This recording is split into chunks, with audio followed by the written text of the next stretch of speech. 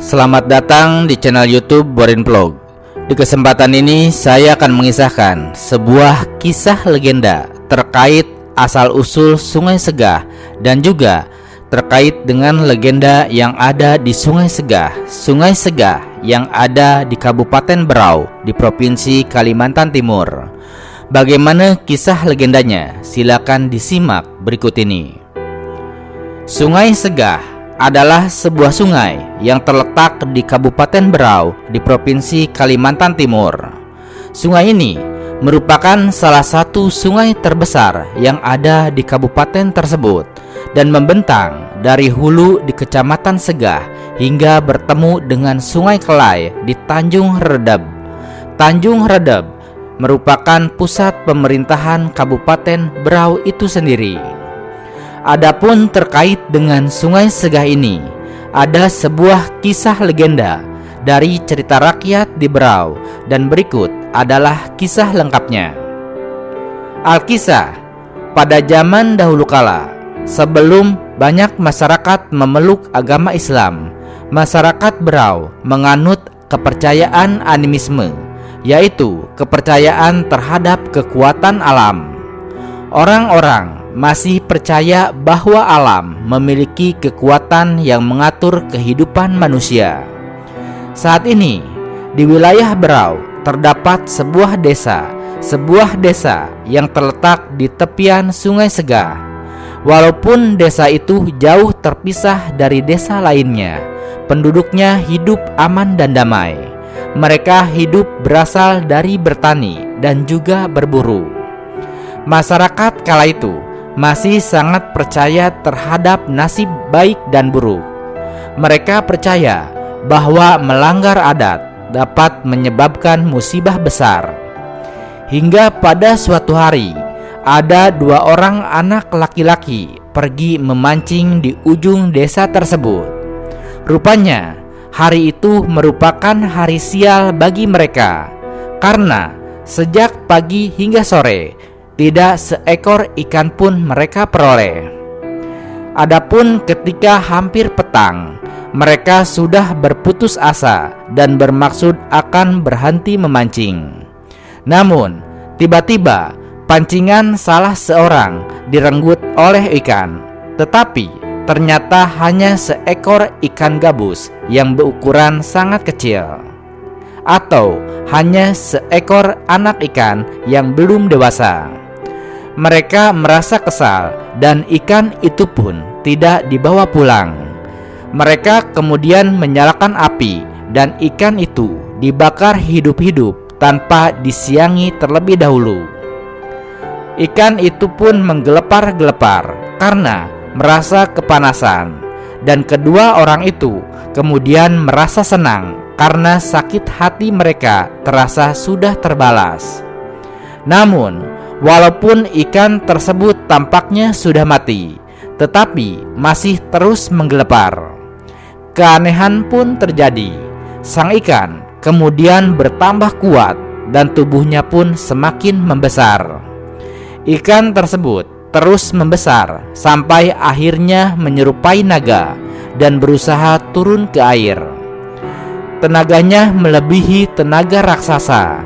Akhirnya ikan itu berhasil turun ke air dan membuat air Sungai Segah meluap dengan dahsyatnya, sehingga membuat desa yang ada di tepian Sungai Segah itu pun terseret dan lalu tenggelam ke dasar Sungai Segah. Dalam cuaca buruk itu, kemudian terdengar bunyi gemuruh, terus menggelegar dan kilat menyambar dengan dahsyatnya. Ya, desa itu pun lenyap dari permukaan, terseret ke dasar air Sungai Segah. Itulah kisah tenggelamnya sebuah desa di Sungai Segah yang selanjutnya disebut dengan nama Lamin Talunsur. Lamin yang berarti merupakan nama sebuah rumah adat tradisional suku Dayak yang dikenal dengan ukuran yang besar dan tinggi, dan talunsur yang merujuk pada istilah tenggelamnya rumah-rumah di desa tersebut ke dasar Sungai Segah. Lamin Talunsur juga kini dikenal sebagai sebuah lagu daerah yang berasal dari Berau, Kalimantan Timur. Lagu ini mengandung satu latar belakang riwayat dari hilangnya desa di tengah aliran Sungai Sega. Itulah legenda atau cerita rakyat Lamin Talunsur dari Sungai Sega. Selanjutnya, terkait dengan Sungai Sega, tidak bisa dipisahkan dari keberadaan suku Dayak Punan Sega yang mendiami wilayah di sepanjang aliran Sungai Sega dan juga Sungai Kelai. Dan juga ada kisah menarik terkait suku Dayak Punan Sega ini, dan berikut adalah kisahnya. Alkisah, tersebutlah orang-orang suku Dayak Punan Sega yang pada zaman dahulu kala sangat dicintai para dewa. Mereka tidak mengenal rumah, belum mengenal cara bercocok tanam, dan tidak pernah berburu binatang. Namun, mereka hidup dengan damai dan sejahtera, tidak pernah kekurangan suatu apapun. Hidup mereka terpenuhi dari segala keinginan. Apa saja yang mereka inginkan, seperti makanan, buah-buahan, daging, sagu, burung, dan juga madu, akan tersedia hanya dengan mereka meminta saja. Orang Punan tidak pernah bekerja berat, berpanas terik, atau menyelam di sungai untuk mendapatkan ikan. Mereka ingin makan, tinggal panggil saja. Orang Punan Sega selalu rukun, tidak pernah bertengkar, tidak pernah iri dengki, saling menyayangi satu sama lain, baik tua maupun muda. Ketua adat sangat dihormati dan dijunjung tinggi. Ketua adatlah yang berhak dan diberi kepercayaan penuh memegang hak kekayaan keturunan mereka sejak nenek moyang. Banyak orang di luar suku Dayak Punan Sega yang kemudian merasa iri melihat kehidupan suku Punan Sega yang serba cukup dan selalu damai. Suku Dayak Punan Sega ini masih setengah gaib. Mereka tinggal di ujung pohon durian raksasa di tengah hutan belantara di hulu Sungai Sega. Pohon durian yang mereka tinggali itu memiliki keganjilan dan keanehan. Pohon itu tidak bergerak atau bergoyang ketika datang angin kencang. Bila hujan datang, orang Punan Sega yang tinggal di sana tidak pernah basah oleh hujan. Pohon itu seperti menjadi pelindung bagi mereka dari hujan, panas, dan juga angin. Seluruh kehidupan Dayak Punan Sega itu tidak terlepas dari kekayaan luar biasa yang mereka miliki. Kekayaan itu bukan berupa harta benda yang banyak, tetapi mereka memiliki sebuah sendok nasi terbuat dari kayu, memiliki paha babi yang kering namun masih tetap utuh seperti paha babi, dan memiliki kepala burung enggang.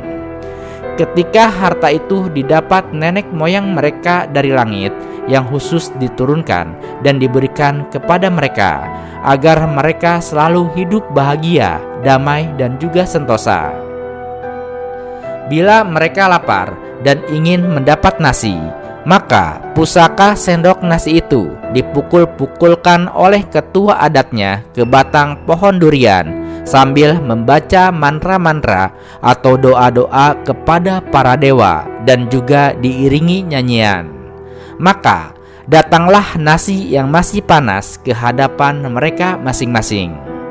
Lalu paha babi yang telah kering juga dipukul-pukulkan. Maka datanglah daging babi yang panas dan sudah masak di hadapan mereka.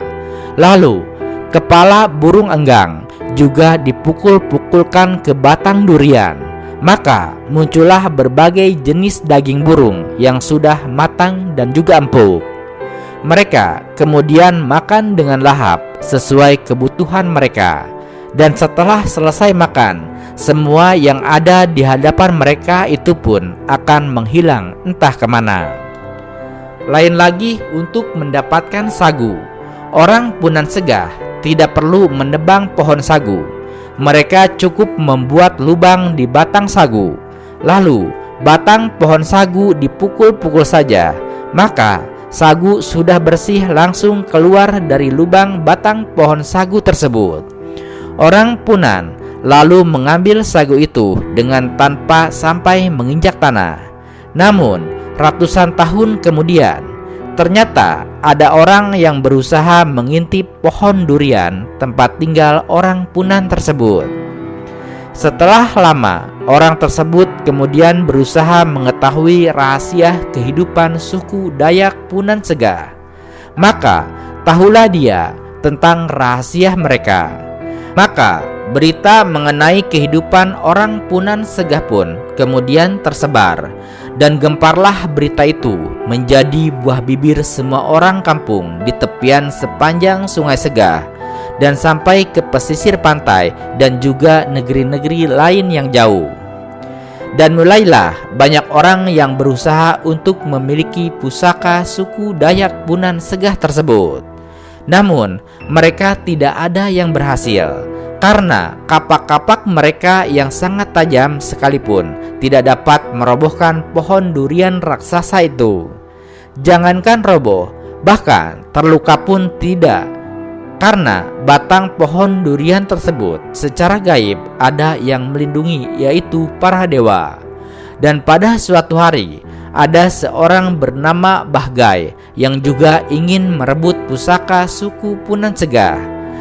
Dengan membawa kapak yang paling tajam, dia pun berangkat menuju pohon durian itu. Dengan cermat dan semangat, dia mulai menebang pohon tersebut. Namun, setiap kali kapaknya melukai batang pohon durian itu, tiap kali pula batang pohon durian itu pun pulih seperti sedia kala. Hingga berhari-hari dia mencoba, tapi tidak berhasil juga. Hingga akhirnya dia pun pulang dengan kecewa. Setelah kejadian itu, sepilah orang yang berniat untuk mencuri pusaka suku Punan Segah. Hingga kemudian ada orang sakti yang pergi jauh dari kampungnya untuk mencari kapak sakti Nging Langit atau kapak sakti pinggir langit. Setelah mendapatkan kapak sakti tersebut, dia pun pergi menuju pohon durian suku Punan Segah dan langsung menebang pohon durian tersebut. Dengan kapak sakti itu, ternyata dapat melukai pohon durian itu. Melihat kejadian itu, orang-orang Punan menjadi ketakutan. Kepala adat lalu berteriak meminta orang itu untuk menghentikan perbuatannya. Orang sakti itu pun lalu meminta kepada kepala adat untuk menyerahkan ketiga pusaka Punan Segah bila mereka tidak ingin pohon tempat mereka tinggal dirobohkan. Dan dengan sangat terpaksa, akhirnya orang-orang suku Punan Segah itu pun kemudian menyerahkan pusaka milik mereka kepada orang sakti tersebut. Setelah beberapa puluh tahun kemudian, orang sakti itu pun ternyata timbul rasa menyesal telah mengambil ketiga pusaka yang merupakan kekayaan suku Dayak Punan Segah, karena ketiga pusaka tersebut tidak dapat digunakan olehnya. Bagaimanapun juga, ketiga benda itu bukan untuknya, tapi untuk orang Punan Segah.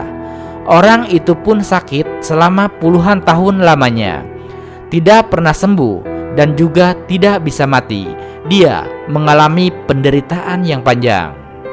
Sementara itu, orang Punan Segah sejak peristiwa itu hidupnya tidak senyaman dulu lagi.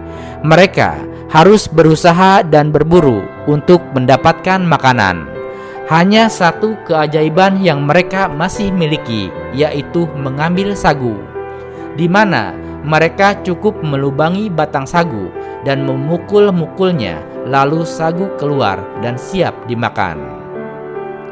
Dan orang-orang yang berniat jahat ternyata masih saja belum puas untuk terus mengganggu orang Punan Segah. Mereka banyak yang menutupi lubang pohon sagu milik orang Punan dengan kotoran bekas rautan rotan dan juga daun-daun dan tanah, sehingga lubang pohon sagu itu tidak dapat lagi mengeluarkan sagu. Akhirnya orang Punan tidak lagi tinggal di pohon-pohon yang tinggi. Mereka sudah turun ke tanah dan menjalankan aktivitas seperti orang-orang kebanyakan. Mereka lalu pindah menuju jauh ke hulu Sungai Segah agar jauh dari gangguan manusia atau kelompok lainnya. Mereka kemudian mendirikan rumah-rumah sederhana di sana. Daerah mereka tinggal kemudian disebut Long Lamas yang jauh dari hulu Sungai Segah.